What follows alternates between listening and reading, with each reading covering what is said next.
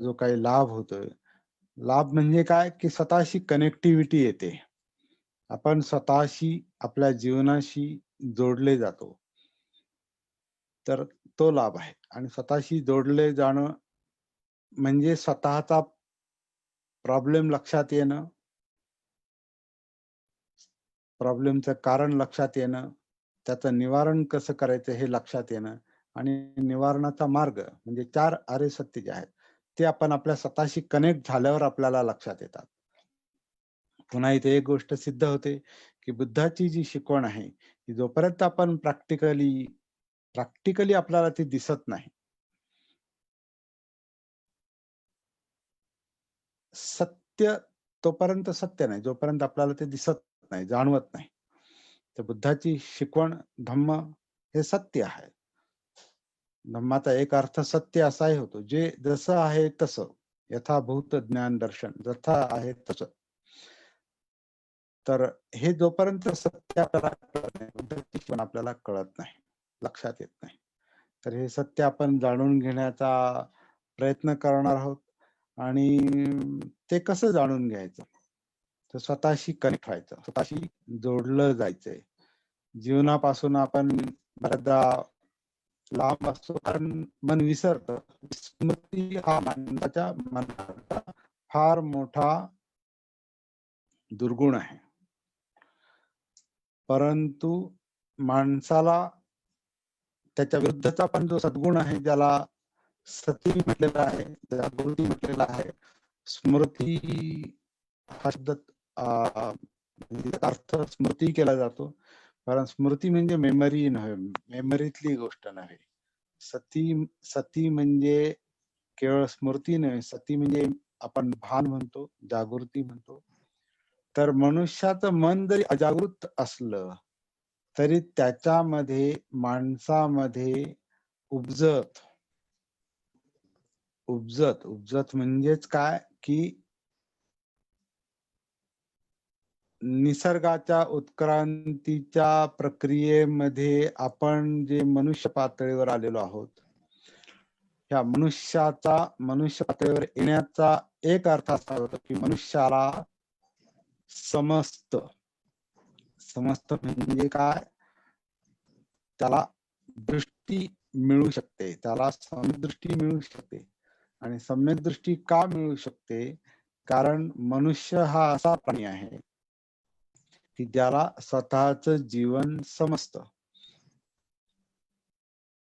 कारण त्याच्यामध्ये जागृतीचा गुणधर्म आहे, विसरण्याचा मोठा आहे, परंतु जागृतीचा पण आहे, जागं होण्याचा पण आहे.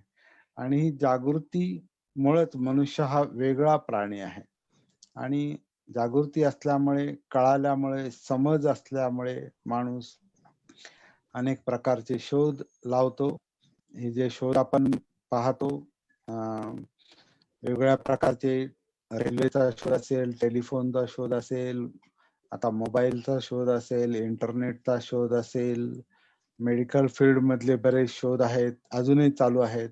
आणखीन जे काही शोध आहेत त्या क्षेत्रातले आणि ज्याला आपण इन्फॉर्मेशन टेक्नॉलॉजी मध्ये आपण इंटरनेटच्या द्वारे आपण पाहतो की माणसानं किती मोठी विशाल अशी प्रगती केलेली आहे आणि त्याचं कारण असं आहे की माणसाचा मेंदू विकसित झालेला आहे आणि त्याच्यामध्ये एक समज आहे, त्याच्यामध्ये एक कळतं त्याला. परंतु या इन्फॉर्मेशन टेक्नॉलॉजीमध्ये, या माहिती तंत्रज्ञानामध्ये माणसाच्या मेंदूला नको तेवढे विषय देखील मिळालेले आहेत आणि त्याच्यामुळे माणसाचं मन जास्त भरकटतं. म्हणजे आधीच विस्मृतीचा प्रॉब्लेम.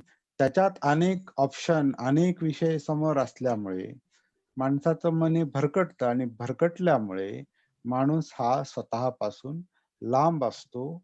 म्हणजे त्याला आत्मभान नसतं, स्वजाणीव नसते, जागृती नसते. त्याला पालीमध्ये सती असं म्हटलेलं आहे. आणि हे जे आत्मभान आहे, ही जी सती आहे, ही जी जागृती आहे, ही निर्णायक आहे. निर्णायक म्हणजे काय, की ती जागृती आपण किती प्रमाणामध्ये साध्य करतो, किती प्रमाणामध्ये वाढवतो. बुद्धांना आपण सम्यक संबुद्ध म्हणतो, म्हणजे संपूर्ण जागृत म्हणतो. म्हणजे त्यांची जागृतीची पातळी ही सर्वोच्च पातळीवर आहे. म्हणजे ते नखशिखांत, टॉप टू बॉटम त्यांचं जीवन जे आहे कधीच निद्रिस्त अवस्थेत नव्हतं. तर ती शक्यता, ती पातळी गाठण्याची शक्यता प्रत्येक माणसामध्ये आहे, असं बुद्धांनी स्वतः म्हटलेलं आहे, की प्रत्येक माणसामध्ये ती क्षमता आहे. परंतु प्रयत्न केला तर.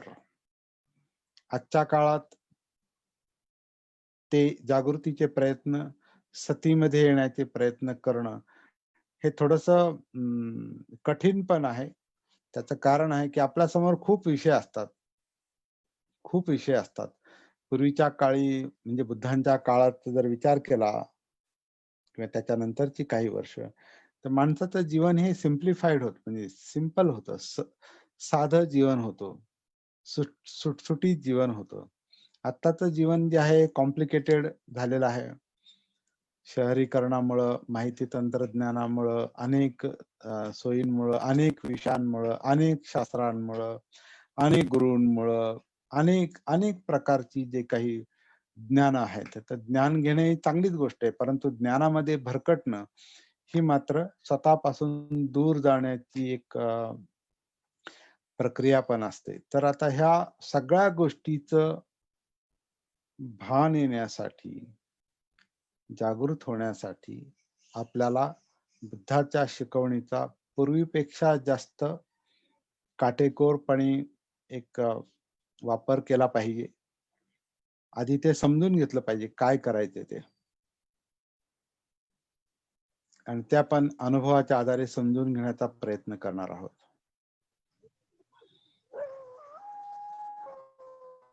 पहिली बाब म्हणजे आपल्याला काय पाहिजे? जीवनामध्ये काय पाहिजे? तर साधं सोपं त्याचं उत्तर आहे, की आपल्याला जीवनामध्ये शांतता पाहिजे, सुख पाहिजे, एकाग्रता पाहिजे. काही लोक म्हणतात एकाग्रता पाहिजे.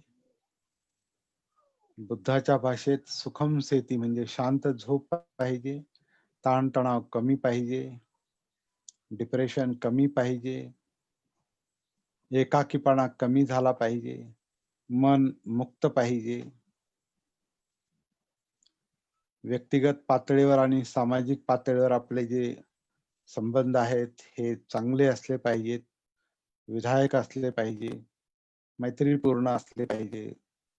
या सगळ्या गोष्टी आपल्याला पाहिजेत. पण त्या नाहीत. त्या नाहीत म्हणून पाहिजेत. कारण ज्या गोष्टीची वाणवा असते, जी गोष्ट नसते, तीच प्राप्त करण्यासाठी आपण धडपडत असतो. म्हणजे आपल्याला एका शब्दात सुख पाहिजे. सुख पाहिजे म्हणजे ते नाही. मग सुख नाही म्हणजे काय? तर दुःख आहे. तर दुःख हे सत्य आहे. बुद्धाने पहिलं आर्य सत्य म्हटलंय, दुःख आहे. आपल्याला ते जाणवत नसेल, ते सत्य जाणवत नसेल, तर त्याचं साधं सरळ कारण आहे. आपण जीवनाच्या बाबतीत जागृत नाही.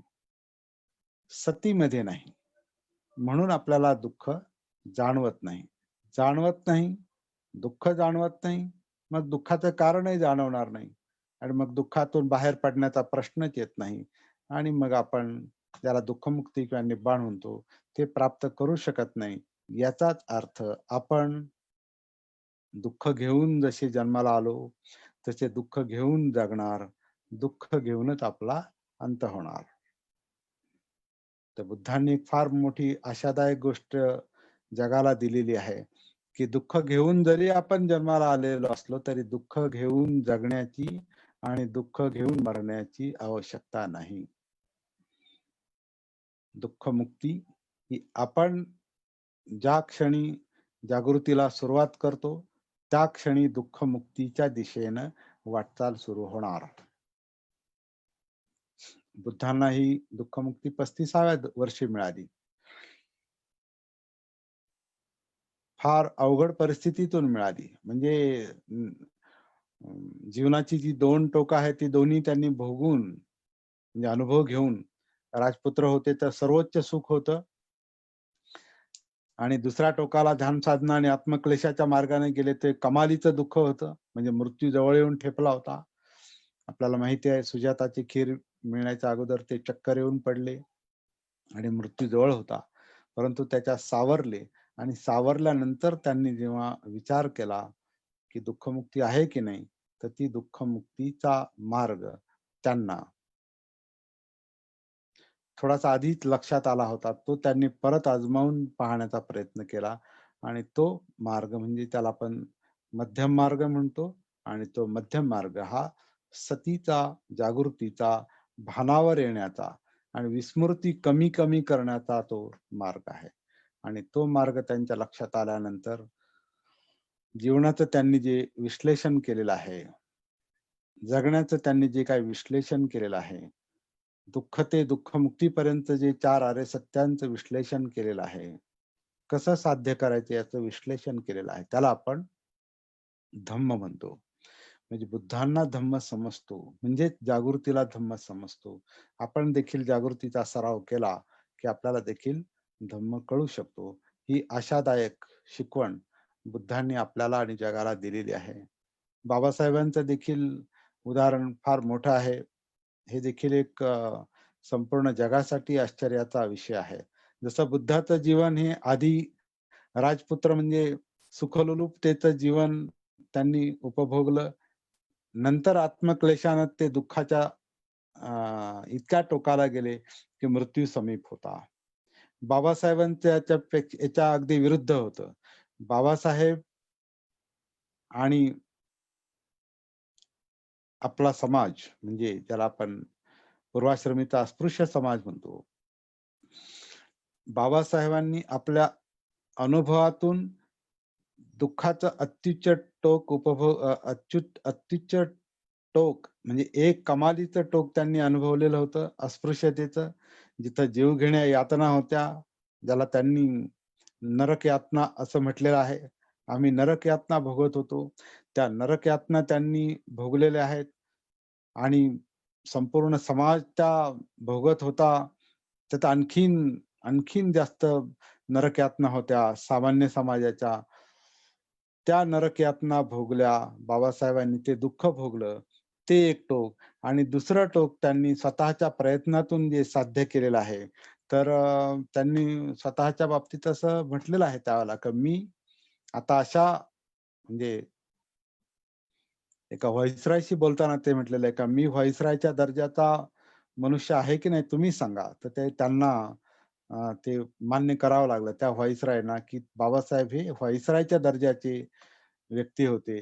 पुढे आपण हेही पाहतो, की बाबासाहेबांनी त्याच्यापेक्षा उच्च दर्जाच्या अ, ज्या अवस्था होत्या, ज्या ज्या त्यांना त्यांच्या जीवनामध्ये सर्व कष्टातून मुक्त करू शकल्या असत्या. त्यांनी फक्त सुख उपभोगण्याचा जर त्यांनी प्रयत्न केला असता आणि बाकीच्यांचा विचार केला नसता, तर एखाद्या राजपुत्रासारखं ते जीवन जगू शकले असते. त्याच्यासाठी आपण पाहतो, की त्यांनी स्वप्रयत्नातून अनेक पदं उपभोगली. शिक्षणाच्या बाबतीत तर त्यांची तुलना आपण कोणाशी करू शकत नाही. जसं त्यांनी स्वतःच म्हटलं, की मी 50 पदवीधरांच्या बरोबरीचा आहे. पण खरं म्हणजे ते 500,000 पदवीधरांच्या बरोबरीचे होते. सुखोपभोगाच्या अनेक गोष्टी त्यांच्या अवतीभोवती होत्या. संविधान लिहिण्यासारखं सर्वोच्च दर्जाचं काम त्यांनी केलेलं होतं. त्यांना काय कमी होतं? परंतु त्यांनी ते सगळं झुगारून त्यांनी सुद्धा बुद्धाचा मध्यम मार्ग अवलंबलेला आहे. बुद्धांच्या आणि बाबासाहेबांच्या जीवनातलं हे साम्य आपल्याला लक्षात येतं, की बुद्ध जागृत होते, बाबासाहेब देखील जागृत होते. जीवनाच्या बाबतीत जागृत होते आणि बाबासाहेबांनी त्यांच्या हयातीमध्ये सगळ्यात जास्त महत्त्वाचं जर कोणतं काम केलं असेल, तर जनजागृतीचं. लोकांना जागं केलं, भानावर आणलं, सतीमध्ये आणलं. हेच काम बुद्धांनी केलेलं आहे. बाबासाहेबांनी भानावर आणून, जागृत करून लोकांना आपण आपले प्रश्न कसे सोडवू शकतो, याची जाणीव करून दिली. बुद्धांनी लोकांना जागं करून आपण दुःखमुक्त कसे होऊ शकतो, याचा स्वानुभवातून बोध करून दिला. तर ती सती, ती जागृती आपण कशी डेव्हलप करू शकतो, हे आपल्याला थोडंसं आज माहिती करून घ्यायचंय आणि ह्याचं जे काही अ, सविस्तर स्वरूप आहे, हे आपल्याला काही दिवस त्याच्यामध्ये लक्ष घालून ते करावं लागणार आहे, शिकावं लागणार आहे. काहींना ते माहिती असेल, परंतु तरीही पुनरावलोकन करण्याची आवश्यकता आहे. काही मध्ये काही गॅप राहिले असतील, काही राहिलं असेल करायचं, तर ते आपण शिकून घेण्याचा प्रयत्न करणार आहोत. आणि जसं मगाशी मी म्हटलं, की धम्मचक्र प्रवर्तन दिनापासून आपण सुरुवात केली. 7 दिवसाचं वर्कशॉप घेतलं. त्याच्यानंतर परत एक दिवस असंच मराठीचं घेतलं, पुन्हा हिंदीचं घेतलं, पुन्हा हिंदीचं घेऊन आज आपण पुन्हा मराठीचं हे वर्कशॉप घेतोय. आणि ही सगळी काय म्हणणार आपण परिचयात्मक वर्कशॉप झालेले आहेत असं आपण म्हणू. पण याच्यानंतर आपण अ, श्रावण पौर्णिमेच्या दिवशी 3 ऑगस्टला आपली एक सविस्तर किंवा दीर्घकालीन कार्यशाळा आपण सुरू करण्याचा संकल्प केलेला आहे. आणि जसं आता आनंद सरांनी आपल्याला सांगितलं, की त्याचा आपल्याला रजिस्ट्रेशन करावं लागणार आहे. नोंदणी करावं लागणार आहे, की जे किती लोक त्याच्यामध्ये सहभागी होऊ शकतील आणि त्याप्रमाणे आपण त्याचं नियोजन करणार आहोत. तर माझ्या फोनवर आनंद सरांच्या फोनवर किंवा जे लोक हिंदी जानतात, हिंदी कोणी भाषिक या ठिकाणी कोणी आलेला असेल, अगर कोई हिंदी जानने वाला यहाँ पर हो, तो राजेश कुमार जी से संपर्क करके आप अपना नंबर उनको दे सकते हैं। अ, और 40 दिन का जो वो जो दीर्घकालीन वर्कशॉप जो है, वो श्रावण पूर्णिमा 3 अगस्त से शुरू होगा। हर हफ्ते में सोमवार, गुरुवार इस तरह से वो नवंबर 30 तक, यानी कार्तिक पूर्णिमा तक वो चलेगा। हर हफ्ते में सोमवार, गुरुवार 3 तारीख को भी सोमवार आता है और 30 तारीख को भी मेरे ख्याल से सोमवार ही आता है। जो भी हो, 30 तारीख तक हमारा वो वर्कशॉप चलेगा, 30 नवंबर तक। तो आप सबको उसके लिए रजिस्ट्रेशन करना है। फिलहाल आज हम ये बात सीखेंगे कि जागृति की जो साधना है, सती की जो साधना है, वो किस तरह से संभव है। इसके लिए हम सॉरी, मैं अभी मराठीमध्ये बोलतो. अ, ही जी साधना आहे, सती साधना ही कशा प्रकारे आपण करू शकतो, याच्यासाठी आपण आनापानसती सुत्ताचा संदर्भ घेणार आहोत. आता जे लोकं याच्या आधी बऱ्याच वर्कशॉपमध्ये बसलेले आहेत, अ, या कार्यशाळांमध्ये बसलेले आहेत किंवा त्यांना इतरत्र पण माहिती झालेलं आहे, की आनापानसती काय आहे? एक तर सती हा शब्द आपण आता लक्षात घेतलेला आहे, की सती म्हणजे जागृती आहे. सती म्हणजे आत्मभान आहे. हे आपण लक्षात घेतलेलं आहे. आत्मभान, जागृती ही जीवन समजून घेण्यासाठी आवश्यक आहे. म्हणून सती साधना आवश्यक हे आपण पाहिलेलं आहे. परंतु ही जागृती कशी आपण डेव्हलप करू शकतो? त्याची भावना कशी करू शकतो? भावना म्हणजे पाली भावना. भावना म्हणजे डेव्हलपमेंट. मराठी, हिंदी भावना नाही. ती भावना म्हणजे इमोशन्स आहेत. ही भावना म्हणजे डेव्हलपमेंट आहे. म्हणजे एक-एक टप्प्यानं आपण ती जागृती कशी विकसित करू शकतो? याचं सूत्र बुद्धांनी अनेक ठिकाणी सांगितलेलं आहे, अनेक वेळा सांगितलेलं आहे. आणि एक जे मला बेसिकली सगळ्यात महत्त्वाचं जे सूत्र वाटतं, ते म्हणजे आनापानसती सूत्र आहे. मध्यम निकायामधलं 118 नंबरचं सूत्र. त्याच्या आधारे आपण हा अभ्यास आणि प्रॅक्टिस करण्याचा प्रयत्न करणार आहोत. अर्थात प्रॅक्टिस जी आहे सगळीच प्रॅक्टिस कोणत्याच सुत्तामध्ये सांगणं शक्य नाही. कारण प्रॅक्टिस ही प्रॅक्टिकली सांगता येऊ शकते. ती कशी करायची ते आपण नंतर पाहणार आहोत. सध्या आपण आनापानसती सुत्ताच्या आधारे आपण अ, हे पाहणार आहोत, की जागृतीची पातळी क्रमशः कशी उंचावू शकते. एक गोष्ट परत आपण लक्षात घेणार आहोत, की ही जागृतीची पातळी का उंचावायची? का डेव्हलप करायची? का प्राप्त करायची? कारण आपल्याला आपल्या जीवनाशी कनेक्शन आपल्या जीवनाशी आपला संपर्क निरंतर, नॉन स्टॉप, कंटिन्यू स्थापित झाला पाहिजे. का जीवनाशी संपर्क स्थापित झाला पाहिजे? जे आपण बाहेर भटकतो, है ना? डोळे, कान, नाक, जीभ, त्वचा आणि मनातील विचार आणि भूतकाळ वगैरे ह्याच्यातून आपण जे काही मन भटकतंय, बाहेर भटकतं म्हणजे आतल्या आतच बाहेर भटकतंय. बाहेर म्हणजे कुठे जात नाही. आताच भटकंती चालू आहे या मर्यादेमध्ये. कायेच्या मर्यादेमध्ये, डोक्याच्या मर्यादेमध्ये. आपल्यामध्ये ती भटकंती जी चालू आहे, तर ही भटकंती कमी करण्यासाठी म्हणजेच मनातले ताणतणाव कमी करण्यासाठी, दुःख कमी करण्यासाठी, डिप्रेशन कमी करण्यासाठी, अस्थिरता, अस्वस्थता कमी करण्यासाठी आपल्याला मनाच्या संपर्कात येणं गरजेचं आहे. आणि म्हणून मनाच्या प्रती मनाविषयी आपल्याला जागृती निर्माण झाली पाहिजे. की मन कसं काम करतं? का दुःख आहे? जसा बुद्धांना प्रश्न पडला, आपल्यालाही पडला पाहिजे. का दुःख आहे?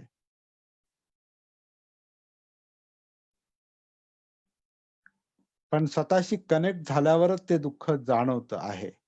परंतु जनरली काय होतं, की आपण दुःखापासून पळ काढतो. सामान्य माणूस दुःखापासून पळ काढतो आणि आनंदासाठी धडपडतो. कृत्रिम सुखासाठी आणि वस्तुनिष्ठ सुखांसाठी धडपडतो. बाह्य वस्तूंमध्ये त्याचं सुख तो पाहतो. परंतु अ, त्यातून आपण दुःखमुक्त होऊ शकत नाही. आपले ताणतणाव जात नाही. हे आपला सगळ्यांचा अनुभव आहे. किती किती आपल्याजवळ साधनं असू द्या, पैसे असू द्या, चांगलं घर असू द्या, चांगलं कुटुंब असू द्या, आपल्याकडे अ, अ, चांगली नोकरी असू द्या, आपल्याकडे सगळ्या टेक्नॉलॉजिकल सुविधा असू द्या, कॉम्प्युटर असू द्या, टेलिफोन असू द्या, मोबाईल असू द्या, सगळं काही टीव्ही असू द्या, सगळं काही ऐषारामी जीवन असलं, तरी आपल्याला माहिती आहे आतमध्ये एक प्रकारची अस्वस्थता असते आणि ती अस्वस्थता जनरली कधी जाणवते? जेव्हा आपण शांत बसतो. जसं बुद्धांनी म्हटलं, ज्याला सुखानं झोप येत नाही, त्याला हे जाणवतं, की आपण सगळं असून सुद्धा सुखी नाही गड्या. हाच अनुभव बुद्धाला आला, बाबासाहेबांना आला, आपल्याला येतो. सुखी नाही.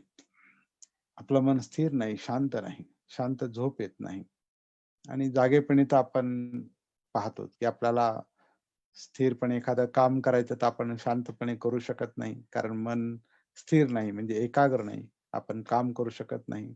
बोलताना आपण शांतपणे बोलू शकत नाही. आपल्या इतरांशी जो संपर्क आहे हा बराचसा विस्कळीत असतो. अनेक गोष्टीतून आपल्याला दिसतं, की आपण स्थिर नाही, शांत नाही. सर्व असून सुद्धा आपण स्थिर नाही, शांत नाही. यालाच बुद्धांनी दुःख शब्द इस्तेमाल केला. दुःख शब्द वापरलेला आहे. दुःख सत्य आहे. सब्बे संखारा दुःखाती. सर्व संस्कार दुःख आहेत. संस्कार म्हणजे आपलं जीवन. सब्बे संखारा दुःखाती. आणि दुःखातून मुक्त व्हायचं असेल तर काय सांगितलेलं आहे?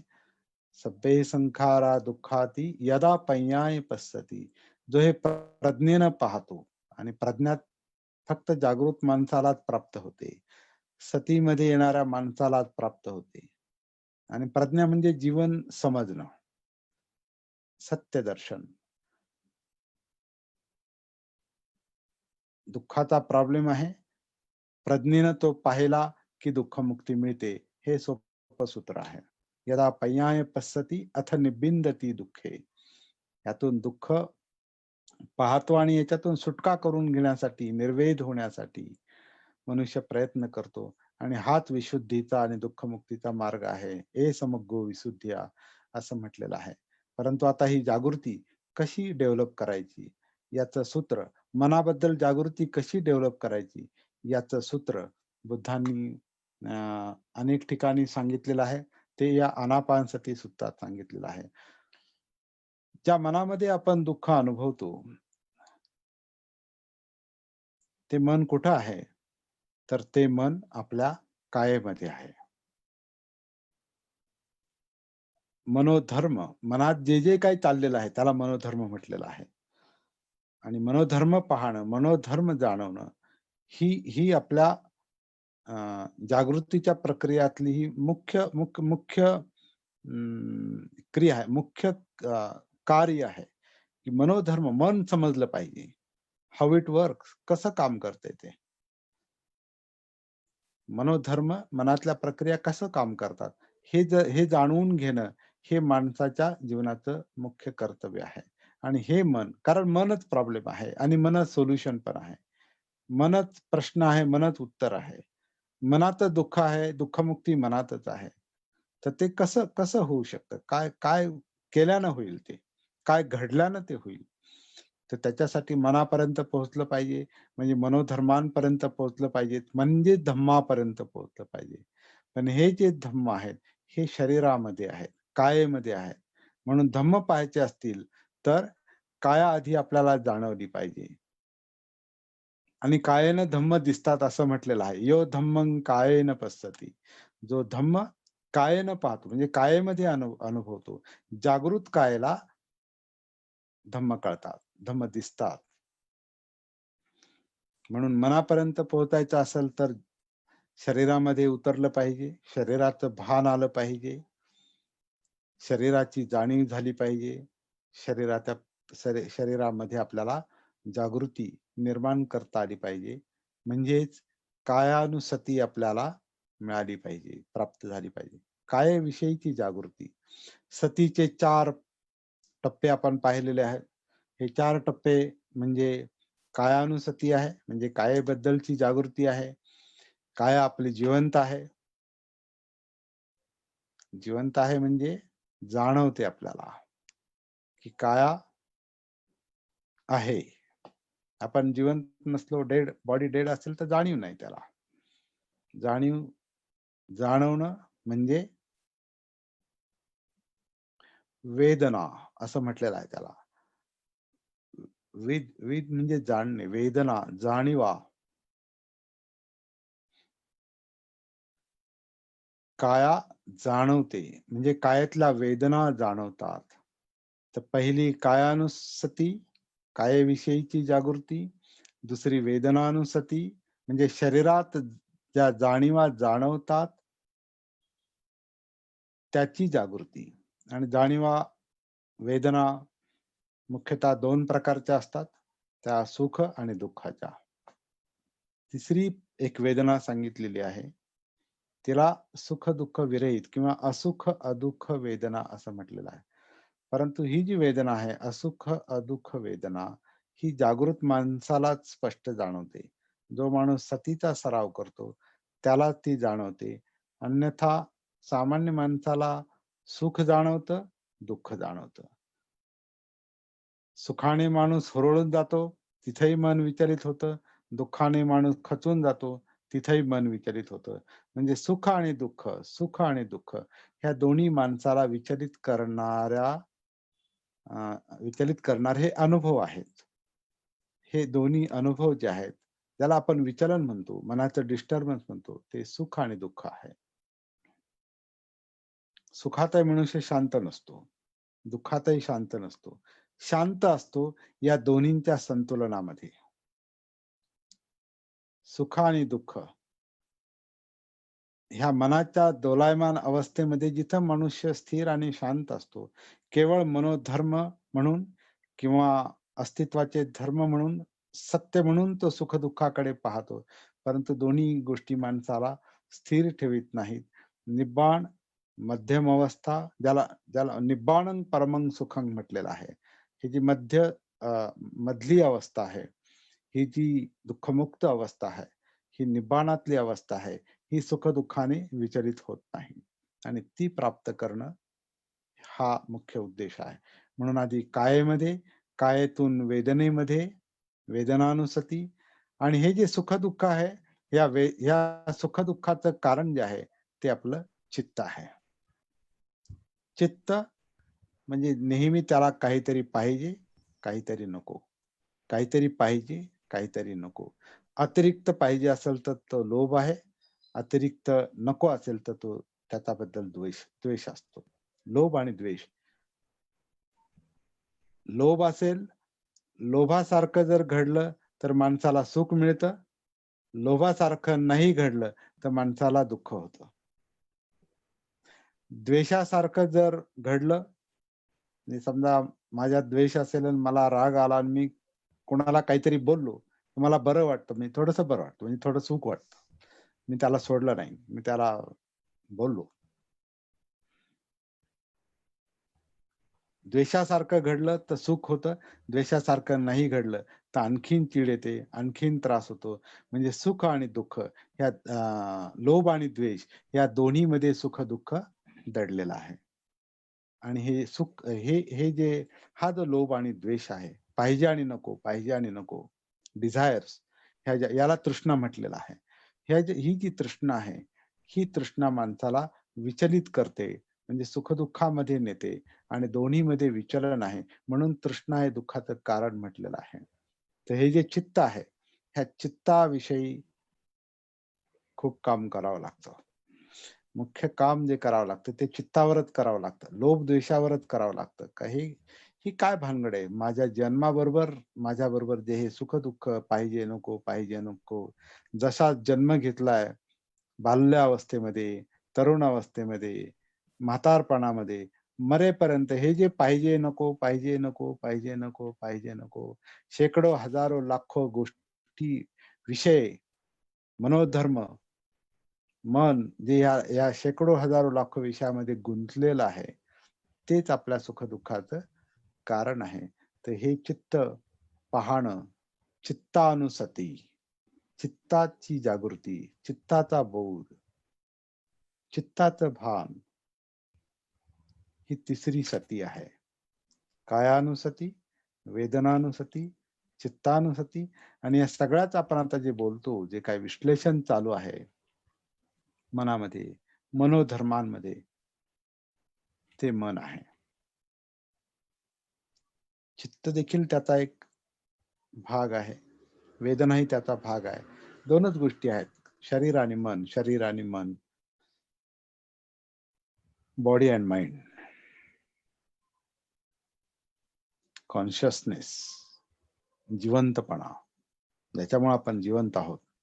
तर ह्या मनामध्ये, या कॉन्शियसनेसमध्ये, ह्या जाणीवांमध्ये इतक्या साऱ्या गोष्टी दडलेल्या आहेत आणि याचा आपल्याला पत्ता नसतो. याचं आपल्याला भान नसतं. याची आपल्याला जागृती नसते. तर ही सती सुरुवात कुठून करायची? कायेमध्ये उतरण्याची सुरुवात कुठून करायची? कायेतून कुठून उतरायचं? कुठला एंट्री पॉइंट आहे का कुठे? तर एकच एंट्री पॉइंट आहे. एक तर तुमचं दुःख, आतून जे दुःख जाणवतं तो देखील एक स्टार्टिंग पॉइंट असू शकतो, की आपल्या जीवनात जर दुःख ज्याला दुःख जाणवतं त्याला दुःखमुक्तीची ओढ लागते. आणि ज्याला दुःख जाणवत नाही, त्याचा काही प्रश्नच नाही दुःखमुक्तीसाठी धडपडण्याचा. किसा गौतमीला तीव्र दुःख जाणवलं, बुद्धाच्या समोर आली. बुद्धानं जे काही सांगितलं, तिला जागृती सांगितली, दुःखाचं सत्य तिला समजलं. एकुलत्या एका छोट्या मुलाचा मृतदेह तिने त्यागला. समजलं, मृत्यू सत्य आहे. त्याचं दुःख सत्य आहे. अंगुलीमालाला जागृत केलं, हत्यार सोडून दिलं, टाकलं. पण सर्वसामान्य माणसाला दुःख जर जाणवलं नाही, तर त्याला ती जागृती येणं सहज शक्य नाही. उलट दुःख टाळतो माणूस. म्हणून आपल्याला सामान्य पातळीवर काय करावं लागतं? दुःखाच्या संपर्कात यायचं असेल, मनाच्या संपर्कात यायचं असेल, तर आपल्याला कायेमध्ये उतरावं लागतं. आणि तिथे उतरण्याचा सर्वसाधारण मार्ग. परिणाम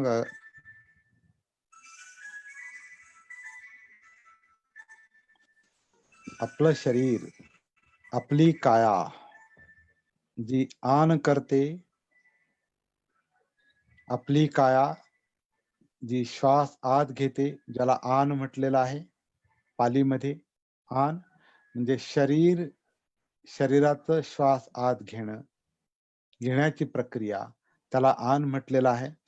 शरीराची श्वास बाहेर सोडण्याची प्रक्रिया, त्याला अपान म्हटलेलं आहे. तर ही जी आन आणि अपानची प्रक्रिया आहे, ही आपल्याला पाहावी लागते, अनुभवावी लागते, की आपलं शरीर कशा प्रकारे श्वास आतमध्ये घेतं, कशा प्रकारे श्वास बाहेर सोडतं.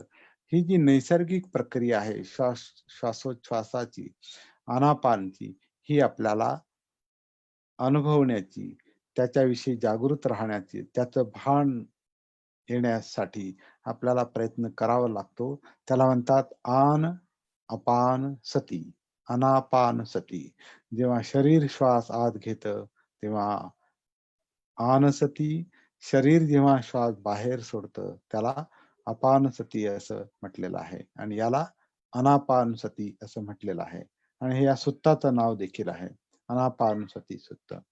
परंतु एक गोष्ट आपण या ठिकाणी लक्षात घेतो, की हा जो श्वास आहे, हा आत येणारा आणि बाहेर पडणारा जो श्वास आहे, हा आपण नैसर्गिकपणे पाहण्याचा अनुभव घ्यायचा आहे, प्रयत्न करायचा आहे. आता हा नैसर्गिक श्वास कसा? तर मी आपल्याला एक प्रश्न विचारतो. त्याचं उत्तर आपण स्वतःला द्यायचं आहे, की तुम्ही श्वास घेता काय आणि सोडता काय? स्वतः श्वास घेता काय किंवा सोडता काय? की श्वास आपोआप नैसर्गिकपणे शरीरामध्ये येतो, नैसर्गिकपणे बाहेर पडतो, की श्वास आपण घेतो, सोडतो? निश्चितच काही लोकांना तो अनुभव आता येत असेल, की श्वास आपण घेतला काय, न घेतला काय, आपलं शरीर, आपली काया नैसर्गिकपणे श्वास आत घेते, नैसर्गिकपणे श्वास बाहेर सोडते. ही क्रिया नैसर्गिकपणे चाललेली आहे. आपण श्वास घेतला काय, न घेतला काय, आपल्या नियंत्रणाखाली आपला श्वासोच्छवास चाललेला नाही. तो नैसर्गिक आहे. आपली काया नैसर्गिकपणे आनापान करते.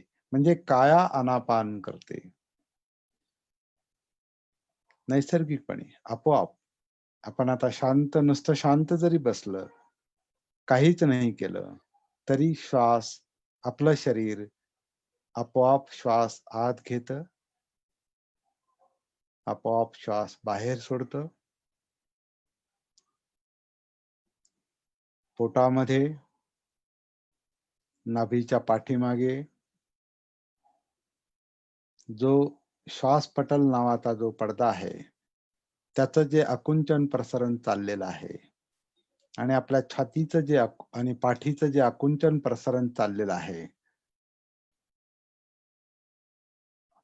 हे आकुंचन प्रसरण जे चाललेलं आहे ह्या भागाचं, तिथे आनापानची क्रिया चाललेली आहे. आकुंचन प्रसरणामुळे जी आतमध्ये पोकळी निर्माण होते, त्यामुळे श्वास आत येतो. श्वास बाहेरून आत येत नाही, आतून घेतला जातो. म्हणून बाहेरचा श्वास आत येतो आणि आपोआप येतो. नैसर्गिकपणे येतो. याला मी अनात्म अनापान असं म्हणतो. आत्म म्हणजे मी आणि अनात्म म्हणजे अभाव, म्हणजे मी नाही, मी घेत नाही. अनात्म म्हणजे मी नाही. आपण श्वास आत घेतो काय? नाही. आपण सोडतो काय? नाही. शरीर नैसर्गिकपणे श्वास आत घेतं, नैसर्गिकपणे बाहेर सोडतं. हे अनात्म अनापान चालू आहे. याची सती ठेवणं, याचं भान ठेवणं, याच्याविषयी जागृत राहणं म्हणजे आनापानसती आहे किंवा काया आनापानसती आहे किंवा अनात्म काया अनापानसती आहे. अनात्म काया आनसती, अनात्म काया अपानसती म्हणजे शरीर नैसर्गिकपणे श्वास आत घेत आहे, म्हणून पोटाची छातीची हालचाल चालू आहे. नैसर्गिकपणे शरीर श्वास आत घेत आहे, नैसर्गिकपणे बाहेर सोडित आहे. ही जी नैसर्गिक आनापान क्रिया चाललेली आहे, याचा अनुभव घेत घेत आपण आपोआप कायेमध्ये उतरतो. म्हणजे कायेच्या संपर्कात येतो. आणि जे आपण मगापासून चर्चा करतोय, की कायेत उतरणं आधी गरजेचं आहे. कायेशी कनेक्ट होणं गरजेचं आहे. त्याच्यासाठी श्वासाचा आधार घ्यायचा आहे. आणि या सुत्तामध्येच हे सांगितलेलं स्पष्ट सांगितलेलं आहे, की आनापानसतीची भावना म्हणजे त्याचा त्याची प्रॅक्टिस, त्याची साधना, आनापानसतीची साधना, आनापानसतीची भावना महाफलदायक होते असं म्हटलेलं आहे. आनापानसतीची भावना, साधना जितकी अधिक आपण करू, तितकी ती सतीपठ्ठाणांना परिपूर्ण करते. सतीपठ्ठाण म्हणजे 4 सती मध्ये पुढे जाणे. 4 सती कोणत्या? काया, वेदना, चित्त, मनोधर्म. काया, वेदना म्हणजे जाणीवा, चित्त म्हणजे लोभ, द्वेष आणि मनोधर्म म्हणजे मनात चाललेले विचार. हे विचार जे आहेत, हे अनेक कारणांनी चाललेले आहेत. बाहेरून आपण डोळे, कान, नाक, जीभ, त्वचा याचे विषय आहेत. आतून मेमरी आहेत आणि जे काही अनुभवाला येतं, त्याला मनामध्ये विचारांच्या रूपानं पाहिलं जातं. संज्ञा संज्ञांच्या रूपानं पाहिलं जातं. हं. तर ह्या सतीपठ्ठाणामध्ये आपण उतरतो. आनापानसतीतून सतीपठ्ठाणात उतरतो म्हणजे आनापानसतीतून कायेमध्ये, कायेतून वेदना, वेदनातून चित्त, चित्तातून मनोधर्म. आणि पुढं असं म्हटलेलं आहे त्या सुत्तामध्ये, की या 4 सतीपठ्ठाणांची जितकी आपण अधिकाधिक भावना करतो, तितकी ती आपल्याला दुःखमुक्तीपर्यंत घेऊन जाणार. आणि कशी घेऊन जाणार? तर त्याच्यासाठी त्यांनी म्हटलेलं आहे, की सप्तबोध्यांग बोध हा जो अस्तित्वाचा बोध होत जातो, बोधी मिळत जाते. ही 7 अंगांनी मिळत जाते. 7 टप्प्यांमध्ये मिळत जाते. त्यातले पहिले 2 टप्पे आपल्याला या सतीपठ्ठाणामध्येच मिळतात. सप्तबुद्ध्यांग आपल्याला काहींना माहिती असेल, की सती, धम्मविचय, सती म्हणजे सतीपठ्ठाण आहे पहिलंच. सती, धम्मविचय, वीर्य, प्रीती, प्रश्रब्दी, सुख, समाधी. समाधी म्हणजे मनाचं आणि याचं एकीकरण, संपूर्ण अस्तित्वाचं एकीकरण, एकरूपता, एकीकरण. जे मन भरकटतं ते एकत्र आलेलं आहे. ती समाधीची अवस्था आहे. आणि शेवटी त्यांनी उपेक्षा म्हटलेलं आहे. सातवं बुद्ध्यांग जे आहे उपेक्षा. उपेक्षा म्हणजे जी प्राप्ती आपल्याला होत जाते ती सोडता आली पाहिजे. ती जर सोडली नाही, तर तो अहंकार बनतो. आणि हा अहंकार फार डेंजर आहे. फार धोकेदायक आहे. कारण हा अहंकारच पुढे आपल्याला निब्बाणामध्ये, बुद्धत्वामध्ये, दुःखमुक्तीमध्ये जाऊ शकत नाही. कारण तो अडथळा, तो अहंकाराचा अडथळा म्हणजे मी आहे. मी. इथं आपण पाहतो, की इथं मी श्वास घेत नाही, मी सोडत नाही. मीचं अस्तित्वच नाही. जे काही चाललंय ते नैसर्गिकपणे चाललेलं आहे. ही काया म्हणजे मी नाही. हा तर पहिला अडथळा बुद्धांनी सांगितलेला आहे. सक्काय दिठ्ठी, स्वकाया दृष्टी. ही काया मी आहे. मी आहे म्हणजे मग माझ्या म्हणण्याप्रमाणे सगळं चाललं पाहिजे. मी म्हणेल तेव्हा श्वास चालला पाहिजे. मी म्हणेल तेव्हा थांबला पाहिजे. मी म्हणेल तेव्हा हृदयाचं काम चाललं पाहिजे. मी म्हणेल तेव्हा थांबलं पाहिजे. मी म्हणेल तेव्हा माझा आजार मला बरा करता आला पाहिजे. मी म्हणेल तसं माझं मन चाललं पाहिजे. मी म्हणेल तसं मला शांत झोप आली पाहिजे. मी म्हणेल तसं सगळ्या प्रक्रिया मग चालल्या पाहिजेत. पण तसं होत नाही. मी माझ्या म्हणण्यानुसार आत्मभावानुसार काय कोणतीही गोष्ट चाललेली नाही. सब्बे धम्मा अनात्ताती. जे काही धर्म आहे, जे काही सत्य आहे, जे काही जाणवतं, त्याला धम्म म्हटलेलं आहे. सब्बे धम्मा अनात्ताती. सगळे धम्म जे आहेत, जे काही सत्य आहे, जे काही जागृतीला अनुभवाला येतं, ते माझ्या म्हणण्याप्रमाणे चालले नाही. ते निसर्ग आहे. नैसर्गिकपणे चाललेलं आहे. त्याला अनात्म म्हटलेलं आहे. अनात्मबोध आणि हा अनात्मबोध म्हणजे उपेक्षा आहे. आणि ज्याला ते साधतं त्यालाच दुःखमुक्ती मिळू शकते. आता या साधनेमध्ये आपण एक गोष्ट आधीपासूनच शिकण्याचा प्रयत्न करणार आहोत. तो म्हणजे आपण नंतर जाऊन जिथं अडकणार त्याच्यासाठी आधीच आपण प्रयत्न सुरू करणार म्हणजे अनात्मचा. मला वाटतं अनात्म हा सेंट्रल पॉइंट आहे दुःखमुक्तीचा. अनित्यता ही वस्तुनिष्ठ आहे. परिवर्तन जे आहे, हे जाणवणं हे वस्तुनिष्ठ आहे. परंतु ते परिवर्तन पण मला समजलं, ह्याच्यात मनुष्य अडकतो आणि मग मला मला ह्याचा बोध झाला. मला अनित्य कळालं. त्या प्रवाहामध्ये, त्या गतीमध्ये मनुष्य अडकतो आणि तो तो देखील अहंकार बनतो. म्हणून म्हणून आधीपासूनच आपल्याला अनात्मचा देखील सराव केला पाहिजे. म्हणून बुद्धानं पहिला अडथळा जो सांगितलाय प्रगतीतला, दुःखमुक्तीतला, तो सत्काय दृष्टी म्हटलेला आहे. स्वकाया दृष्टी. ही काया मी आहे, असं मानणं, अशी दृष्टी, अशी समज, हा गैरसमज आहे. हा पहिला अडथळा आहे. या अडथळ्यात जो अडकून पडतो, तो पुढे अडकतच पुढे जाण्याचा प्रयत्न करणार आणि प्रत्येक गोष्ट त्याचा त्याचा एक वीक पॉइंट पण बनणार. कारण तो प्रत्येक गोष्टीत तो अहंकार पाहणार, अहंकाराने अडकून पडणार, मीनं अडकून पडणार, आत्मभावानं अडकून पडणार. त्याची काळजी आपण आधीच घेऊया. हे आपल्याला या ठिकाणी शिकायचं आहे. तर आनापानसती, सतिपट्ठाण, सप्तबोध्यांग आणि ह्याच्यातून मिळणारं ज्ञान म्हणजे विद्या आणि विमुक्ती म्हणजे निब्बाण हा तो मार्ग आहे. उजूपटीपन्नो आहे. सरळ मार्ग आहे. हा सरळ मार्ग सरळ पद्धतीने समजून घेतला पाहिजे. फार डोकं चालवायची कधी-कधी गरज नाही. पण आता हे डोकं चालवायची आपल्याला खूप सवय लागलेली आहे. डोकं चालवलं पाहिजे, पण पाहिजे तिथं डोकं चालवलं पाहिजे. गरज आहे का? प्रॅक्टिकल याच्यामध्ये डोकं चालवण्याची म्हणजे प्रमाणापेक्षा जास्त आवश्यकता नाही. प्रॅक्टिस म्हणजे काय सिंपल. जसं आता आपल्याला ड्रायव्हिंग शिकायचंय. गाडी म्हणजे काय? ड्रायव्हिंग शिकायला गाडी म्हणजे काय याचा विचार करायची गरज नाही. ड्रायव्हिंग शिकायचं म्हणजे गाडी हातात घ्यायची, तिच्यावर बसायचं किंवा फोर व्हीलरमध्ये आतमध्ये बसायचं आणि गाडी चालवायची. त्याला म्हणतात ड्रायव्हिंग. नाहीतर गाडीवर बसलाय, गाडीमध्ये बसलोय आपण आणि म्हणतोय आता हे स्टिअरिंग कशाला म्हणतात? हे एक तर ही कोणत्या कंपनीची गाडी आहे? स्टिअरिंग म्हणजे काय? क्लच म्हणजे काय? ब्रेक म्हणजे काय? ते बोनेट म्हणजे मशीन म्हणजे काय? ते हे म्हणजे काय? चाक याचा विचार ड्रायव्हिंग करताना आपण करत नाही. ड्रायव्हिंग म्हणजे ड्रायव्हिंग.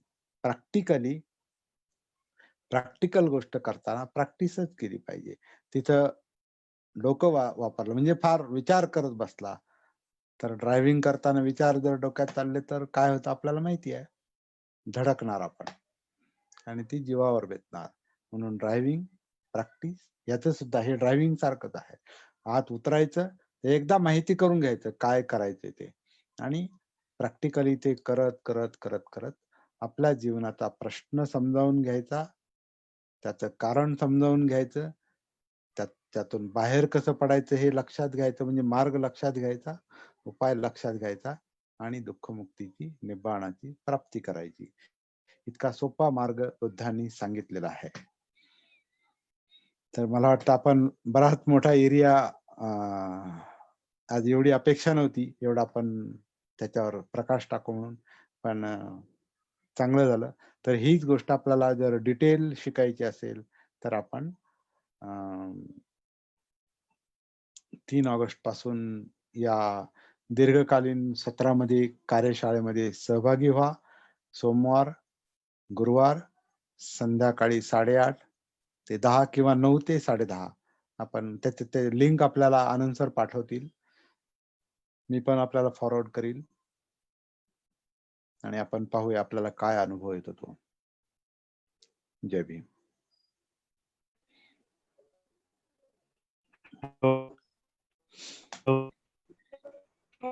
बोला. हा, कोणाचे काही प्रश्न असतील? 12, 8, 20, 9 झाले. हॅलो सर, आनंद सर. संतोष उबाळे बोलतो. हा हा, बोला. हो, उबाळे बोलतो लोणीवरनं. बोला बोला उबाळे सर, बोला. तर मला एक संकल्पना स्पष्ट करायची होती की आपण एकीकडे असं म्हणतोय की शरीर हे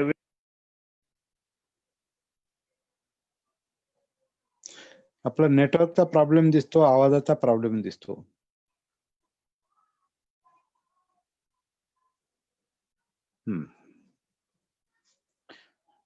पुढे बोला, पुढे कुणी असेल तर.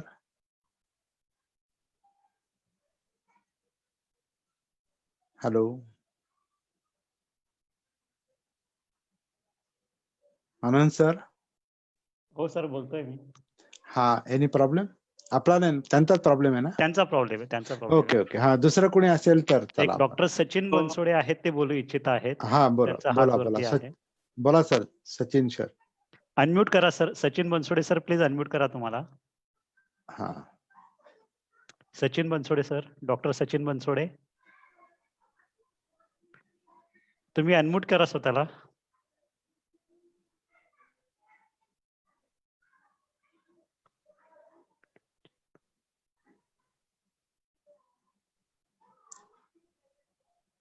सचिन सर. हा, सचिन बनसोडे अनम्यूट नाही केलं सर तुम्ही. ते जे कोपऱ्यातलं बटन आहे ना, लाल लाल रेग आहे, त्याच्यावर टच करा. हा, ते काही टेक्निकल गोष्टी लक्षात येत नाही म्हणून. अजून कोणाला काही प्रश्न आहेत का? हा, चला पुढे. हॅलो. हा, हा, हॅलो. हॅलो. हा, हॅलो, बोला ना.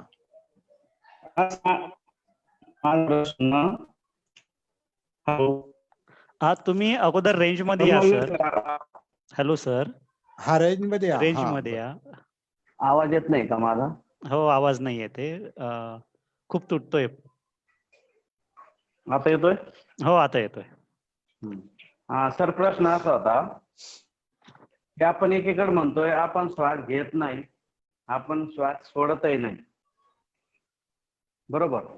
हा, तर मग दुसरं एक आपण असं म्हणतोय की आपलं शरीर श्वास घेतंय आणि आपलं शरीर श्वास सोडतंय.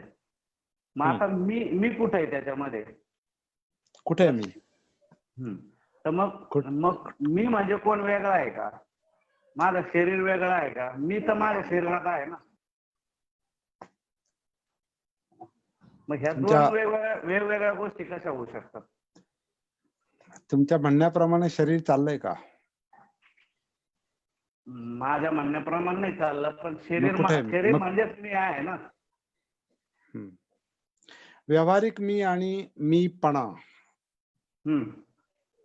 मी म्हणजे काय, आपण ज्याला आपण आधिपत्य म्हणतो, आधिपत्य म्हणजे कसं, तृष्णा म्हणजे ते मी, माझ्या म्हणण्याप्रमाणे हा जो मी आहे हा नियंत्रण करायला पाहतो, निसर्गाला नियंत्रण करायला पाहतो. अच्छा. नैसर्गिक प्रक्रिया ज्या चाललेल्या त्याला तो नियंत्रित करायला. आता हीच गोष्ट ऑब्जेक्टिव्हली आता सध्या आपण कोरोनाच्या बाबतीत तेच चाललंय ना सध्या, की निसर्गावर आपण जे नियंत्रण ठेवतो त्याचा परिणाम, त्याचे रिॲक्शन आहे एक प्रकारे. अच्छा, असं पण म्हटलंय त्याचं विश्लेषण. चला, त्याच्यात आपल्याला शिरायचं नाही, परंतु आपल्या यातनांचं मुख्य कारण आपण जे काही नैसर्गिक प्रक्रिया आहे त्याचा एक तर आपल्याला जाणीवच होत नाही आतमध्ये काय चाललंय, कारण आपण बाहेर मन बाहेर भटकतं. बाहेर भटकतं म्हणजे बाहेरचे विषय आतमध्ये असतात डोक्यामध्ये आणि त्याच्यामध्ये आपलं मन इतकं व्यस्त असतं आपल्याला स्वतःचं भान नसतं म्हणजे आत्मभान नसतं म्हणजे सती नसते आणि त्याच्यामुळे नेमकं काय आहे वास्तव हे लक्षात येत नाही. तर तुमचा जो मीचा प्रश्न आहे तुम्हीच सांगा तुम्ही श्वास घेता सोडता का? नाही. हं, हा, माझं त्याच्यावर कंट्रोलिंग नाही. बरोबर. हं. मग आता श्वासावर. याच्या हा हा उत्तर तर हा तुम्ही दिलंय आणि अजून हां, दुसरी गोष्ट अशी आहे, की तुम्हाला आणखीन प्रॅक्टिस करावी लागेल. तेव्हा हा हा आपण काय म्हणतो त्याचं लगेच उत्तर तुम्हाला मिळणार नाही. कारण अच्छा. जी गोष्ट हॅबिच्युअली आपण एक सवय म्हणून जी करत आलेलो आहोत, तर ती सत्यच वाटते. हा हा ती सत्यच वाटते. हा कारण आपण ती सवय लागली आपल्याला तसं म्हणायची, तसं बोलायची, तसं विचार करायची. अशा अनेक गोष्टी आहेत,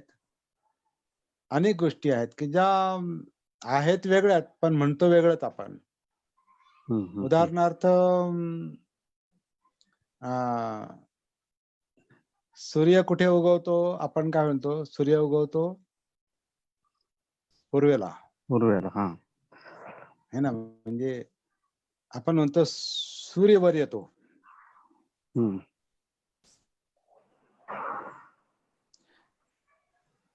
पण प्रत्यक्षात पृथ्वी फिरते. अच्छा. हा. म्हणजे पृथ्वीची पोझिशन बदलते म्हणून ते सूर्य आल्यासारखा वाटतो. हम्म. लक्षात येतंय का? कन्फ्युज झाला थोडं मला. नाही बघा हेच आपण कधी विचार केलेला नसतो आपण ह्या गोष्टींचा.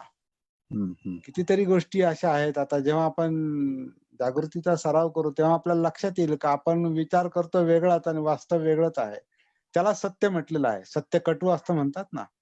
हम्म. सत्य जेव्हा लक्षात येतं तेव्हा ते कधी-कधी आपल्याला पण एक धक्का बसतो. अरे हे असं आहे काय? अच्छा.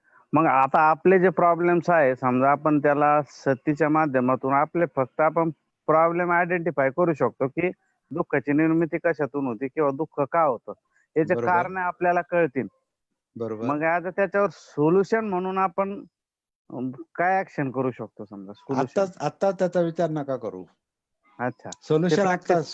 सोल्युशन म्हणजे सगळा धम्म आहे. अच्छा. एक हा. मग. लक्षात सोल्युशन म्हणजे सगळा धम्म आहे. परंतु आपण स्टेप बाय स्टेप जाऊ. कारण मगाशीच मी म्हटलं, की गाडीचा विचार करत बसाल तर ड्रायव्हिंग येणार नाही. हम्म. लक्षात आलं? हो म्हणून हो. धम्माचा अभ्यास करावा लागतो. रिझनेबल म्हणजे प्रॅक्टिसच्या दृष्टीने उपयुक्त प्रॅक्टिस. अभ्यास करावा लागतो. फार प्रॅक्टिस महत्वाची. पसाऱ्याची पण गरज नसते. बुद्धाच्या काळात का सहज दुःखमुक्ती मिळायची?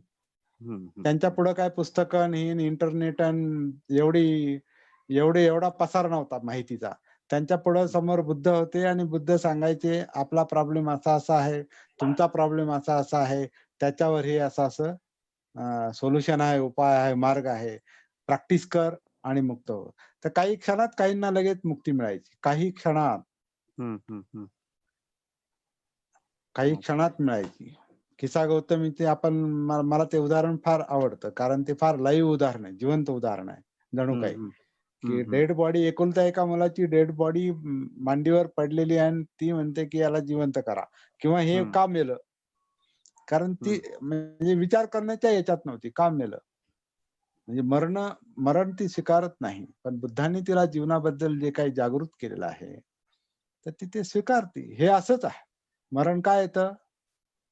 मरण काय जे काही तिला समजलं असेल ते आपण त्याच्याविषयी विचार पण करू शकत नाही, की बुद्धांनी कसं सांगितलं आणि तिला कसं समजलं.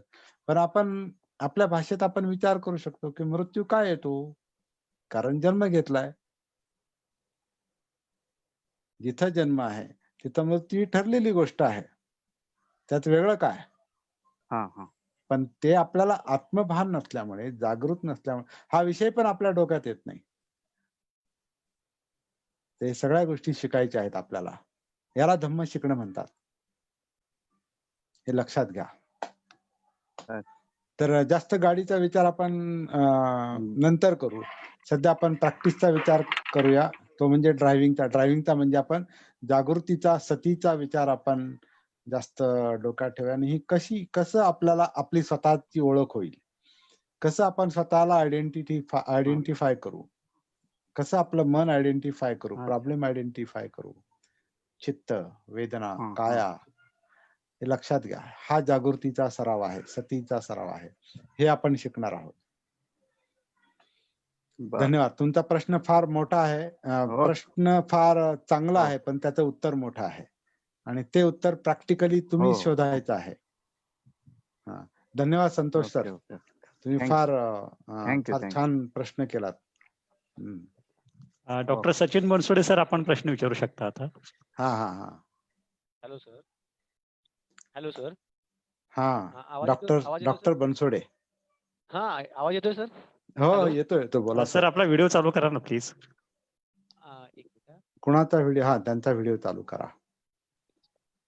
Hello sir. हा sir. Hello.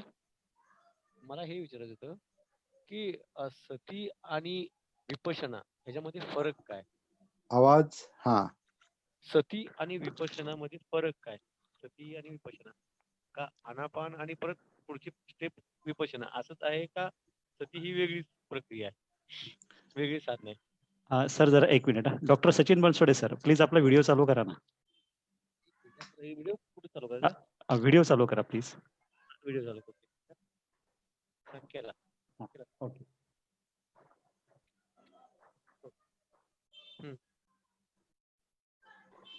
Sachin Bansode sir. हा, डॉक्टर साहेब.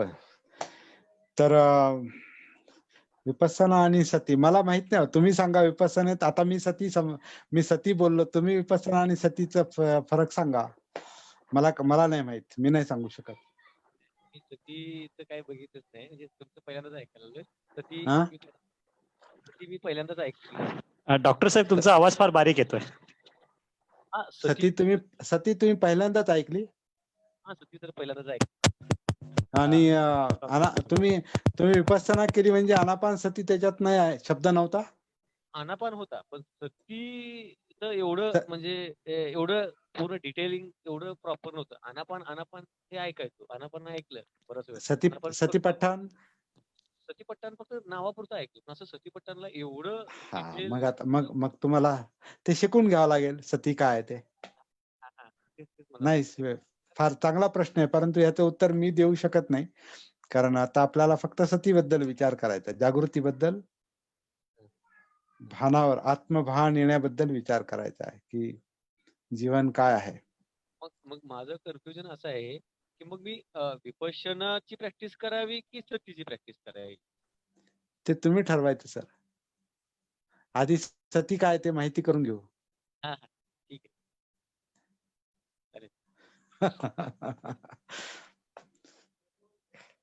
सॉरी, तुमच्या प्रश्नाचं उत्तर देऊ शकलो नाही मी. पुढे. थँक्यू. पुढे. कोणाला प्रश्न आहेत अजून? धम्ममित्र जगदीश मागाडे बोलतोय मी. धम्ममित्र जगदीश मागाडे, बोला. आपण जे कार्यक्रम घेणार आहात त्याचं फी काय आहे का? अरे हा, तो तुम्ही प्रश्न विचारला होता.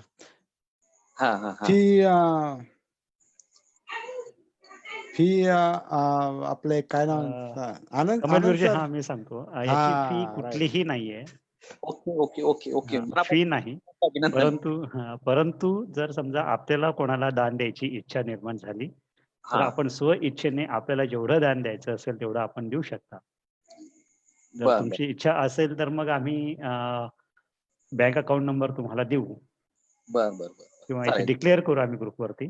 तशी याची कुठल्याही प्रकारची फी घेतली जात नाही, सध्या तरी नाही. पुढे भविष्यात काय माहित नाही. म्हणजे आता सेंटर उभं केलं, याला काही समजा याचं स्वरूप द्यायचं असेल तर ते पुढचा प्रश्न आहे. सध्या तरी काही नाही. सध्या तरी काही नाही. परंतु आपल्यापैकी जर कोणाला दान द्यायची इच्छा असेल तर आपण जरूर देऊ शकता. वेलकम. ओके, अभिनंदन. आता बुद्धाकडून फुकट मिळालंय, आपण कशाला ते सगळं बाबासाहेबांकडून फुकट मिळाले ना, आपण त्याला फी म्हणायचं. हे गरज ज्याची गरज असेल ते केलं पाहिजे, है ना. ज्याची गरज असेल ते केलं पाहिजे. त्याला काही दुसरं व्यावहारिक नाव द्यायची काही आवश्यकता नाही. धन्यवाद. स्पष्ट विचारल्याबद्दल धन्यवाद. जवीन सांगितल्याबद्दल जवीन. जवीन. हा हा पुढे.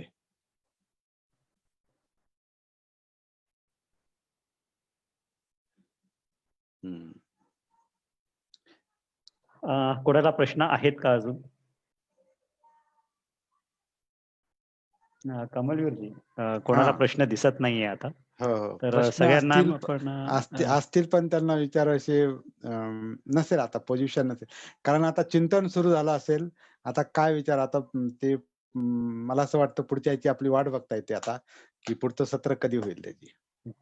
अशी आशा आपण करूया आणि तर खरोखर प्रश्न नसेल तर थांबूया. तर सगळ्यांना सूचना आहे, 3 ऑगस्ट पासून आपण आपलं सेशन सुरू करत आहोत. वेळ ही 8:30ची असणार आहे आणि जर समजा आता सध्या पावसाळ्याचे दिवस आहेत, जर काही टेक्निकल प्रॉब्लेम आला, लाईट नसते किंवा नेटवर्क नसेल, तर तेच सेशन पुढच्या वेळेला कंटिन्यू केलं जाईल. म्हणजे तेवढे दिवस पुन्हा अजून पुढे वाढतील. तर अशा पद्धतीने आपल्याला 40 सेशन पूर्ण करायचे आहेत. कदाचित कमी पण होऊ शकतील, डिपेंड्स गरजेनुसार जसं असेल तसं. 30 होतात सर. हा 40 कारण म्हणजे श्रावण पौर्णिमेपासून कार्तिक पौर्णिमेपर्यंत 30 होतात. तर आपण 30 दिवसांचा हे सेशन ठेवलेलं आहे. कदाचित याच्यामध्ये काही पुन्हा कमी दिवस पण होऊ शकतील किंवा कदाचित वाढतील पण. शक्यतोवर वाढणार नाही, परंतु 30 दिवस मात्र आपण आपल्याला आपला हा जो वेळ आहे तो आपण राखून ठेवायचा आहे. जरूर जॉईन व्हा आणि मनात कुठल्याही प्रकारच्या शंका ठेवू नका. या ठिकाणी व्यक्त व्हा, ओपन व्हा. ओपन होणं हे सर्वात महत्वाचं आहे. पण अगोदर तत्पूर्वी मात्र ऐकून घ्या, प्रॅक्टिस करा आणि मग नंतर प्रश्न विचारा. कदाचित प्रॅक्टिस केल्यानंतर, ऐकून घेतल्यानंतर आपल्या प्रश्नांचं उत्तर हे आपल्याला मिळत असतं. तेव्हा परंतु तरीही देखील कुठल्याही प्रकारची मनात शंका न ठेवता मात्र या ठिकाणी व्यक्त व्हा, असं मी सर्वांना आवाहन करतो. हो हो फक्त 1 मिनिट फक्त बोलतो सर. जय भीम सर. जय भीम. बरं बोला. प्रश्न असा काही नाहीये. शेवटी मला 1 मिनिट द्या बरं का सर. हो प्रश्न असा काय माया जाधव बोलते. हा बोला. प्रश्न असा काही नाहीये. लाईट गेली का घरातली? नाही बंद केली. अच्छा. तर प्रश्न असं काही नाहीये, पण चालू आहे प्रॅक्टिस आणि त्याच्यातून काही प्रश्न निर्माण होतील त्याच्यानंतर बघू, पण सध्या चालू आहे त्याच्यामुळे बरं. वेगळा असा प्रश्न काही नाहीये. वा छान. बरं धन्यवाद. सुनीता मॅडम आहेत का मीटिंग मध्ये आज? काल ज्यांनी गाणं गायलं होतं त्या. हॅलो, त्यांचं नाव वाचल्यासारखं वाटलं. आहेत ना मीटिंग मध्ये तुम्ही? ओके नाही तुम्ही गाणार होतात ना आता? या मग लवकर जॉईन व्हा. मीटिंग संपली आता, या लवकर. येत आहेत. बरं. मला शेवटी 1 मिनिट द्या, सगळं झाल्यानंतर. जरूर. हॅलो अनंत, माझी एक शंका आहे. हा विचारा. ह्या आधी आपली लिंक आहे, हे बाकीच्या ग्रुपवर टाकली तर चालेल का? चालेल, बिनधास्त टाका. जास्तीत लोकांपर्यंत हा विषय गेला पाहिजे असं माझं मत आहे. निश्चित. आणि पहिली गोष्ट आणि एक गोष्ट मी क्लिअर करू इच्छितो की कमलवीर प्रज्ञारत्न जे काही सांगता आहेत आणि इतर संघटनांमध्ये जी काही ध्यान पद्धती शिकवली जाते आहे, जसं काही त्रिरत्न आहे किंवा विपश्यना सेंटर आहे, कृपया त्याचं आणि याचं कंपॅरिझन करू नका. स्वतंत्रपणे आहे. कमलवीर हे कुठल्याही इतर ध्यान साधनेच्या विरोधामध्ये नाहीत. ते जे काही सांगत आहेत ते त्या ध्यान साधनेला सपोर्टिव्ह असू शकेल असं माझं स्वतःचं वैयक्तिक मत आहे. परंतु तर ते तेवढा एक वैचारिक गोंधळ करून घेऊ नका की मग ते करायचं की हे करायचं की ते करायचं, नेमकं काय करायचं, मग हे वेगळं सांगताय आहेत, मग आपण तिकडे काम करतोय मग तिकडे अजून वेगळं काहीतरी सांगता आहेत, मग दोघांमध्ये काय, ते हे कन्फ्युजन करू नका. कमलवीर जेही काही सांगत आहेत ते विपश्यनेला पण पूरक आहे आणि आनापानसती ध्यान साधना जे TBM मध्ये शिकवलं जातं, पुन्हा विपश्यनेमध्ये शिकवलं जातं, पुन्हा अजून इतर काही संस्था आहेत त्याच्यामध्ये शिकवलं जातं, त्यांना हे पूर्णपणे पूरक असं आहे.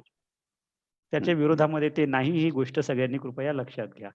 आणि सुनीता मॅडम जॉईन झालेल्या आहेत. काल त्यांनी विनंती केली होती की आज पण त्या काही आपल्याला ऐकू इच्छित आहेत. कालच्या सेशन मध्ये त्यांनी फार छान आपल्याला ऐकवलं होतं. आज ते कुठली तरी गाथा म्हणणार आहेत, मी विसरलो ती. तर मी त्यांना विनंती करतो की त्यांनी त्यांचं गाणं आम्हाला ऐकवावं.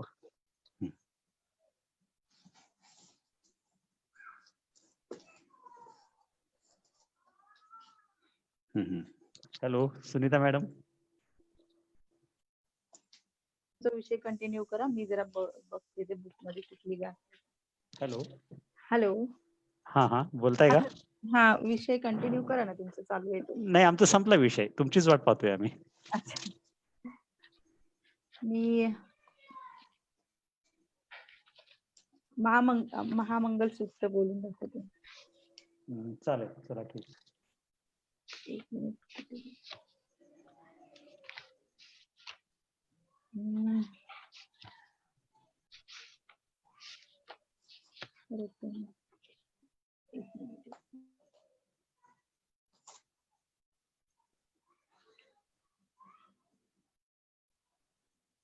हा सर, मिळाले. सगळ्यांचा जास्त वेळ नाही घेणार. जय भीम सर्वांना. हॅलो, आवाज येतोय ना सर? हा, बोला बोला बोला. जय भीम, बोला. बहुदेवा मनुसाच मंगलानीय चिंतयू, आखंक मानसोत्थानं ब्रूहि मंगलमुत्तमं, ब्रूहि मंगलमुत्तमं. असेवनाच बालानं पंडितानंच सेवना, पूजाच पूजनीयानं येतं मंगलमुत्तमं, येतं मंगलमुत्तमं. पतिरूपदेशवासोच पुब्बे च कथपुय्यता, आत्मसम्मापनिधीच येतं मंगलमुत्तमं, येतं मंगलमुत्तमं. बाहु सचंच सिंपंच विनयोच सुशिक्षितो, सुभाषिताच या वाचा येतं मंगलमुत्तमं, येतं मंगलमुत्तमं. मातपितु उपट्ठान पुत्रदारस संगहो, अनाकुलाच कम्मंता येतं मंगलमुत्तमं, येतं मंगलमुत्तमं. दानंच धम्मचर्याच ज्ञातकानच संगहो, अनवज्जानि कम्मानि येतं मंगलमुत्तमं, येतं मंगलमुत्तमं. आरती विरति पापा मज्जपानाच संयमो, अपमादोच धम्मेषु येतं मंगलमुत्तमं, येतं मंगलमुत्तमं. गारवोच निवातोच संतुष्टिच कथयुता, कालेन धम्मसवनं येतं मंगलमुत्तमं, येतं मंगलमुत्तमं. खन्तिच सोच सत्ता समनान दर्शनं, कालेन धम्मसवनं येतं मंगलमुत्तमं, येतं मंगलमुत्तमं. शेवट याचा शेवट शेवट शेवट शेवट पुठ्ठस्स लोकधम्मी. पूर्ण पूर्ण करा, पूर्ण करा. ब्रह्मचर्यंच आर्य सच्चानदसन्न, निब्बान सच्चिकिरियाच येतं मंगलमुत्तमं. पुट्टस्स लोकधम्मेहि चित्तं यस्य न कंपति, अशोक विरजं खेमं येतं मंगलमुत्तमं, येतं मंगलमुत्तमं. एतादिशानि कत्वान् सपत्तमपराजिता, सपत्थ सोन्ति गच्छन्ति तं ते स मंगलमुत्तमं. साधू साधू साधू साधू. फार छान. थँक्यू. सुनीताताईंनी छान गाणं म्हटलं, छान गाथा म्हटली महामंगल सूत्र. त्यातलं जे फुट्टस्स लोकधम्मे हि चित्तं यस्सन कंपती असोकं विरजं खेमं एतं मंगलं उत्तमं. लोकधर्मांशी म्हणजे लोक स्वभावाशी जे आता 8 लोकसभा. एक मिनिट. लोक स्वभावाशी संपर्क आला असता ज्याचं चित्त कंप पावत नाही, स्थिर राहत, अशोक राहत, ते त्याच्या दृष्टीनं ते त्याचं उत्तम मंगल आहे, ते त्याच्यासाठी कल्याणकारक आहे. आता आपण जी काही सती साधना शिकणार आहोत याचा देखील उद्देश तोच आहे की आपलं देखील चित्त लोकधम्म म्हणजे 8 लोकधम्म म्हणजे यश, अपयश, निंदा, स्तुती, सुख, दुःख आणि लाभ हानी, यश, अपयश, निंदा, स्तुती, सुख, दुःख हे मनाच्या ह्या दोन विचलित करणाऱ्या अवस्था आहेत.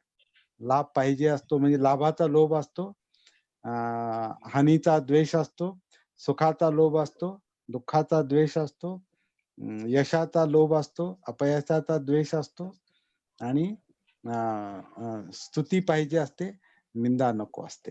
तर हे जे 8 लोकस्वभाव आहे याच्यामुळे मन विचलित होतं. याला स्थिर कसं ठेवायचं, निब्बाणात कसं आणायचं, अशोक कसं ठेवायचं म्हणजे शोकरहित कसं ठेवायचं, हेच आपण पुढच्या सत्रामध्ये शिकणार आहोत. तर सर्वांचं या ठिकाणी स्वागत आहे. एक फक्त प्रॅक्टिकल गोष्ट मी आपल्याला या ठिकाणी 1 मिनिटामध्ये सांगतो की आपल्याला नैसर्गिक श्वास म्हणजे आपला जो शरीर, आपली काया जो नैसर्गिकपणे श्वास आत घेते ती कशा प्रकारे घेते, कशा पद्धतीने घेते, पोटातील नाभीच्या पाठीमागे श्वासपटलाची जी काही मुवमेंट चाललेली आहे, हालचाल चाललेली आहे, छाती आणि पाठीची जी काही हालचाल चाललेली आहे, जी काही पोकळी निर्माण होते ज्याच्यामुळे आन होतं, पोकळी कमी झाली की अपान होतं, हे जे काही नैसर्गिकपणे चाललेलं आहे याचा अनुभव वारंवार घेण्याचा आणि त्याच्या संपर्कात राहण्याचा आणि त्याच्याविषयी जागृत राहण्याचा प्रयत्न करायचा आहे. त्याला आनापानसती किंवा काया आनापानसती असं म्हणतात. तर हा सराव आपण या क्षणापासून सुरू करायचा आहे. काहींनी सुरू केलेला असेल तो कंटिन्यू करायचा आहे, पुढे चालू ठेवायचा आहे आणि याचा आपल्याला अत्यंत लाभ होतो असं आपल्याला बुद्धांनी आनापानसती सूत्रामध्ये सांगितलेलं आहे. तर या ठिकाणी अधिक काही सध्या सांगण्यासारखं नाही. पुन्हा आपण भेटूया अशी आशा ठेवतो आणि या ठिकाणी मी थांबतो. जय भीम. जय भीम. धन्यवाद आनंद सर. ओके. थँक्यू. वेलकम. तर सर्वांना जय भीम आणि 3 तारखेला आपण संध्याकाळी 8:30 वाजता भेटू. आपण सर्वांनी या ठिकाणी पुन्हा आपण भेटू अशी अपेक्षा करतो आणि या ठिकाणी आपला हा कार्यक्रम संपला असं मी जाहीर करतो. जय भीम. धन्यवाद. जय भीम. जय भीम. छान.